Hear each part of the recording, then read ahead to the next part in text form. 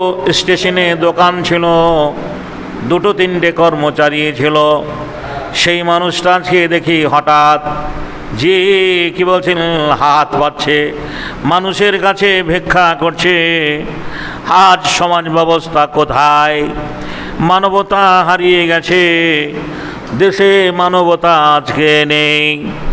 কুকুর দুটো খেতে পায়, কিন্তু একটা মানুষ ঠিকভাবে দুবেলা খেতে পায় না। এটা বাস্তব বলছি।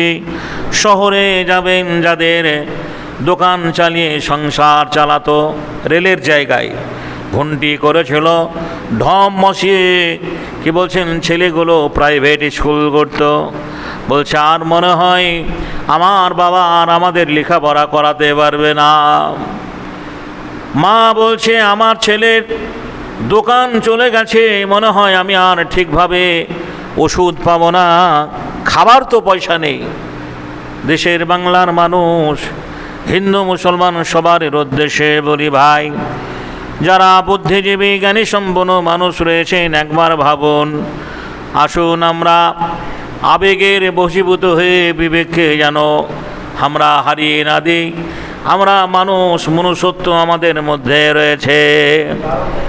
মানুষকে মান আর হুঁশ দিয়ে সৃষ্টি করা হয়েছে, মানুষকে মান আর হুঁশ দিয়ে সৃষ্টি করেছেন। সুবহানাল্লাহ। মানুষের মান থাকবে।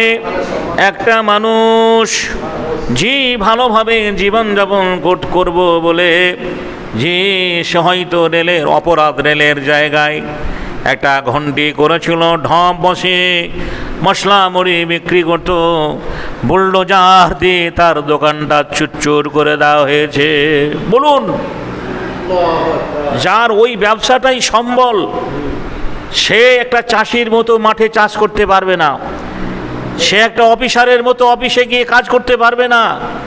কেননা মানুষ যে কর্মের অভ্যস্ত, মানুষ হচ্ছে অভ্যাসের দাস। একটা মানুষ 40 বছর ধরে, একটা ব্যবসায়ী বলছে আমি 45 বছর ধরে এই ব্যবসাটা করতাম, আমার শেষ হয়ে গেল, শ্মশান হয়ে গেল, আজ আমার ছেলে মেয়ের মুখে দুটো আহার তুলে দেব, এইরকম পরিস্থিতি আমার নেই। সেদিনকে একটা হকার বলছিল আমার দুটো মেয়ে, বড় মেয়েটার বিয়ের দিনক্ষণ সব ঠিক হয়ে গেছে, একেবারে সব কিছু ঠিকঠাক হয়ে যাওয়ার পরে আমি এমনভাবে ভেঙে পড়েছি যে আমার ঘরে 5 কিলো চাল কেনার মতো পয়সা নেই। বলুন, এই আশীর্বাদ না অভিশাপ? এই আশীর্বাদ না অভিশাপ? এই হাসি না কান্না? বাংলার মানুষ এই বিজেপি সরকার আসার পরে কেউ কান্নাই ভেঙে পড়েছে, কারো বাড়িতে হাহাকার, যে আর্তনাদের কান্না, জি বাঁচার জন্য, বাসস্থানের জন্য। যারা রেলের জায়গায়, আমি বুঝি জানি যে রেলের জায়গাতে অবৈধভাবে বাড়ি করেছেন, কিন্তু তাদের পুনর্বাসন কেন করা হলো না? তাদের কেন ব্যবসার মতো উপযুক্ত জায়গা তাদেরকে দেওয়া হলো না? তাদেরকে নোটিশ দেওয়া হয়েছে বুঝতে পারছি, কিন্তু তাদেরকে কেন পুনর্বাসন দেওয়া হলো না? তাদের উপযুক্ত ব্যবসার যেন পরিস্থিতি কেন করে দেওয়া হলো না? হঠাৎ আচমকা জিদ একবারে ঘূর্ণিঝড়ের মতো, টর্নাডোর মতো, সাইক্লোনের মতো একবারে ধূলিসাৎ করে দেওয়া কেন হলো?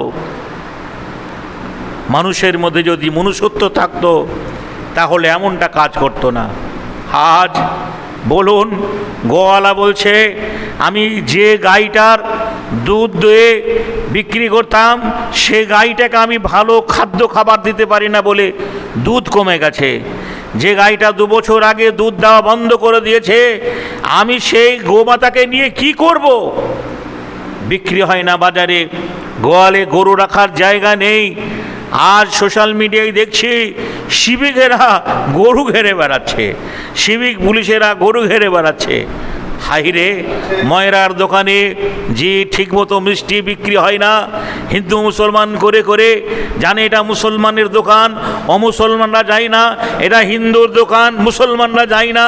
এই বিভাজনের রাজনীতিতে গোটা বাংলাটা যেন দাও দাও দাও দাও দাও দাও করে আগুনের মতো জ্বলছে। আর এক শ্রেণীর মানুষ এদের মাথায় হাত বুলিয়ে যে ফায়দা লুটার চেষ্টা করছে। কেন বলুন? আজ আমাদের মধ্যে মনুষ্যত্ব নেই। আমরা মানুষ, সেবাই মানুষের পড়েছি।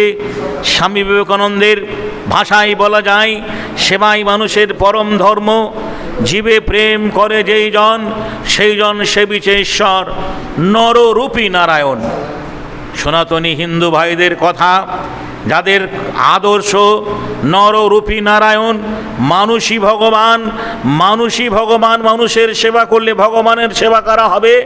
যেখানে বলে গেছেন যে সেবাই মানুষের পরম ধর্ম, সেবাই মানুষের পরম ধর্ম। একটা অসহায় দুস্থ মানুষের সেবা করলে পরে, অন্নহীন মানুষকে অন্ন দিলে, বস্ত্রহীন মানুষকে বস্ত্র দিলে, যে গৃহহীন মানুষকে গৃহে দিলে, যে ঈশ্বর ভগবান আল্লাহ খুশি হবেন এবং তাতে পুণ্যি হবে, নেকি হবে।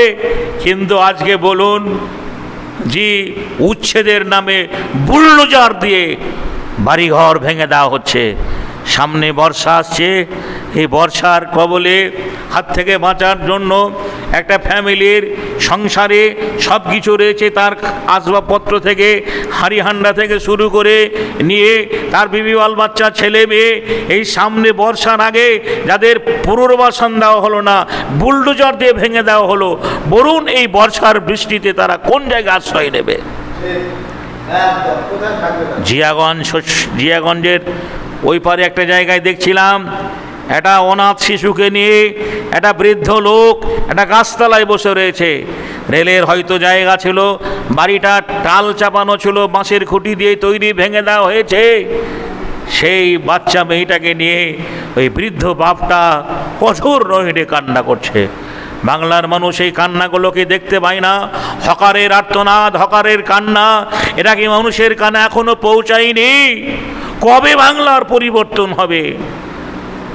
শাসনের নামে অপশাসন চলছে, শাসনের নামে অপশাসন চলছে, যা বলছে তাই হচ্ছে।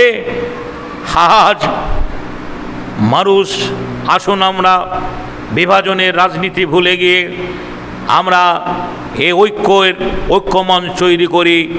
হিন্দু মুসলমান